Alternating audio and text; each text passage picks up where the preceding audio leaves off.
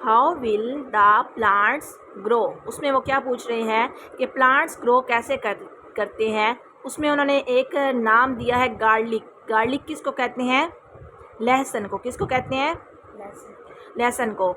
और यैम एक किस्म का, ये भी एक प्लांट होता है, ठीक है, ये भी एक प्लांट होता है, इसकी उर्दू मुझे नहीं है। गार्लिक क्या होता है? लहसुन होता है, और यैम, ठीक है। Plant growth method. अब हमने इसकी गार्लिक के बारे में हमने बताना है। गार्लिक रिप्रोड्यूसेस, गार्लिक जो है वो रिप्रोड्यूस करता है, ग्रो करता है, ठीक है, एसेक्सुअली थ्रू क्लोव्स। किसके ज़रिए?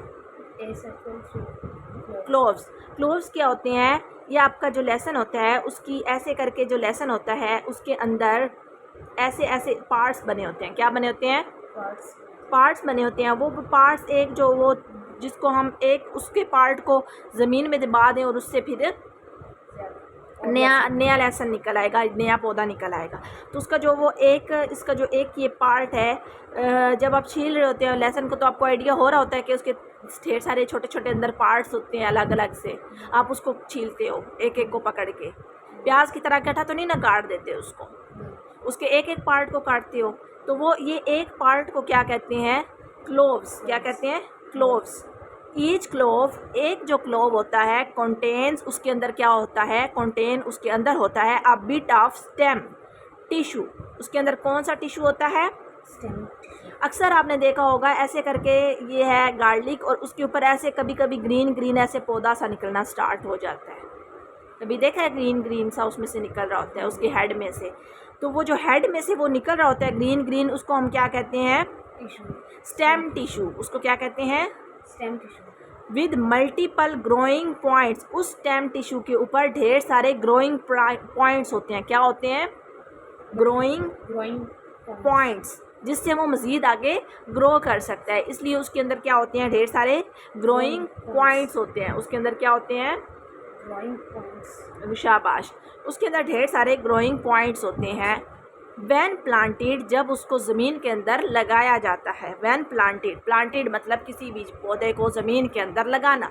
तो जब पौधे को ज़मीन के अंदर लगाया जाता है, ईच क्लोव, वो जो लहसुन का एक पार्ट होता है, ईच क्लोव स्प्राउट्स। स्प्राउट्स वो मतलब कि उसमें से निकलता है क्या है? And grows into a new garlic plant, ठीक है। वो स्प्राउट हो जाता है, वो एकदम से आगे बढ़ना शुरू हो जाता है, उसको उसके अंदर से स्टेम टिश्यू निकलना स्टार्ट हो जाता है। एंड ग्रोज, और वो मज़ीद वो जो स्टेम टिश्यू उसके अंदर से निकला है, यहाँ पे हमने बताया था कि जो इसके अंदर से स्टेम टिश्यू निकला है वो क्या करता है? वो एकदम से उसके अंदर से बस्ट होके निकलता है और वो आगे ऊपर बढ़ना शुरू हो जाता है into a new garlic plant, और यहाँ से एक नया गार्लिक प्लांट बनना स्टार्ट हो जाता है। अब ये हमने ज़मीन के अंदर लगाया हुआ था, लेकिन उसके अंदर ज़मीन के अंदर से जो है वो गार्लिक प्लांट निकल आया है और उसके ऊपर पत्ते आना स्टार्ट हो जाते हैं, और यहाँ पे मज़ीद उसकी जो है वो गार्लिक पैदा होता है। Genetically identical to parent. अब इससे जो गार्लिक उगेगा वो सेम टू सेम उसके अंदर इसकी प्रॉपर्टी होगी, आइडेंटिकल होगा। आइडेंटिकल होता है सेम, आइडेंटिकल होता है same to same, identical same to parent. जो उसका पेरेंट था, जो उसका गार्लिक की जो हमने किस्म जो है वो ज़मीन के अंदर दबाई थी, सेम टू सेम वैसा ही उसमें से गार्लिक होगा। अगर आप बिल्कुल बारीक वाले गार्लिक को लगाओगे तो उससे बारीक वाले गार्लिक होगा। अगर आप उसमें मोटे वाला, दो किस्म के गार्लिक होते हैं ना, एक बिल्कुल बारीक होता है और एक बहुत मोटा सा होता है ना। तो जो बारीक वाला होता है, अगर बारीक वाले लगाओगे तो उससे बारीक वाला निकलेगा, और अगर मोटे वाला लगाओगे तो मोटे वाला निकलेगा। तो same to same identical to the parent होगा। Yam reproduces actually through tubers. अब यैम के जितने भी पौधे होते हैं वो ट्यूबर्स के थ्रू पैदा होते हैं। अब ट्यूबर्स की आपको मैंने एग्जाम बताई थी, क्या होती है आपको? जैसे पोटैटो हो गया, लिलीज हो गई, ठीक है, सॉरी ट्यूलिप हो गया। तो पोटैटो की यहाँ पे एग्जांपल हम लेते हैं। ट्यूबर मतलब पोटैटो, ठीक है, BOT, हाँ ठीक है। ट्यूबर्स की क्या है? या आप पोटैटो कर लें, ठीक है। तो यैम रिप्रोड्यूसेस, ये भी इस मेथड के थ्रू प्रोड्यूस होता है।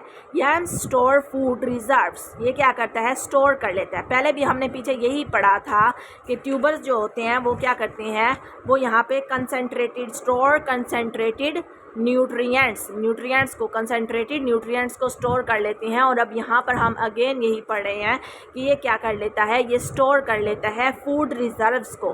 फूड रिजर्व्स कह लो या न्यूट्रिएंट्स कह लो तो दोनों इक्वल है। फूड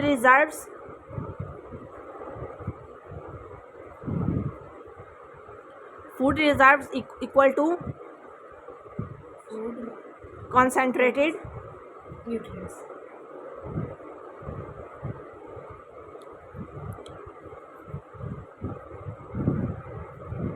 अब पहले हमने पढ़ा था फूड रिजर्व्स के बारे में कि पहले हमने कंसंट्रेटेड न्यूट्रिएंट्स के बारे में पढ़ा था कि जो पौधे होते हैं वो क्या कर लेते हैं, स्टोर कर लेते हैं कंसंट्रेटेड न्यूट्रिएंट्स को। अब यहाँ पर उन्होंने वो नाम बदल करके स्टोर के आगे कर दिया फूड रिजर्व्स। क्या कर दिया? Yam reproduces asexually through tubers. Yam store food reserves in their swollen underground stems.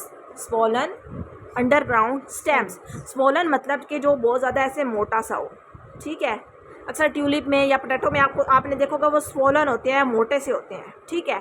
और ये अंडरग्राउंड स्टेम है, ये इसको ज़मीन के अंदर दबा देते हैं ना, तो इसके अंदर से आगे स्टेम निकलती है। इधर छोटी छोटी इनकी आंखें बनी होती हैं अक्सर, और उसके अंदर से ऐसे निकलते हैं, ठीक है। Underground stems, pollen underground stems के अंदर इनके क्या होता है, फूड रिजर्व्स होते हैं। क्या होते हैं?